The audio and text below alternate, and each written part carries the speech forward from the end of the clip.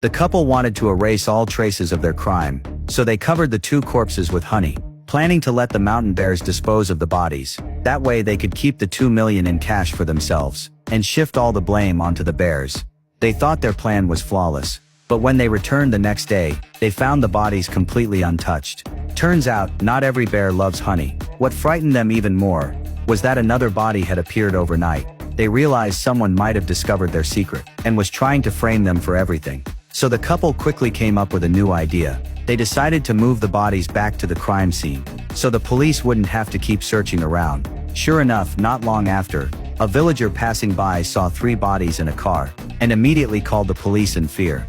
The sheriff rushed to the scene with his team, but right at that moment, the couple suddenly drove back to the spot. They had returned to check if anyone found the bodies. Seeing the place surrounded by people, they finally felt relieved. When they heard that 3 people were dead, they pretended to look shocked. The sheriff asked why they were there. They said they were just passing by on their way to a store nearby. So the couple left the scene, and actually went to the supermarket. They even bought a 50-inch TV for their home.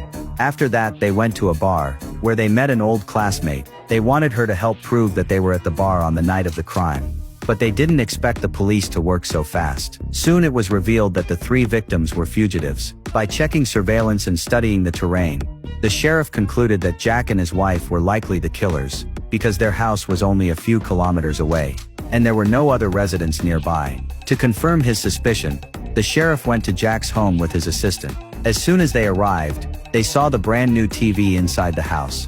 Jack stood nervously against the wall, holding a hammer in his hand, and there was a new painting hanging on the wall. The sheriff didn't ask too many questions. He simply asked where they were that night. Jack lied and said they had gone to the bar, and bought the TV the next day. Everything seemed normal on the surface, but after leaving Jack's home, the assistant said they were lying, because she had also been at the bar that night, and she clearly hadn't seen the couple there. Hearing this, the sheriff was certain Jack was the killer, so he stopped pretending, and privately called Jack out to talk.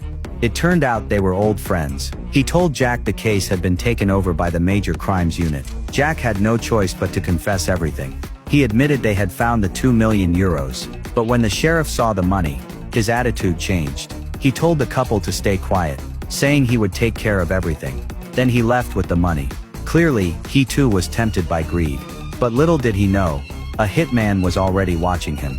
The killer had been sent by the crime boss to retrieve the €2 million. So this plan that was meant to hide the crime ultimately dragged everyone into the abyss of greed and punishment.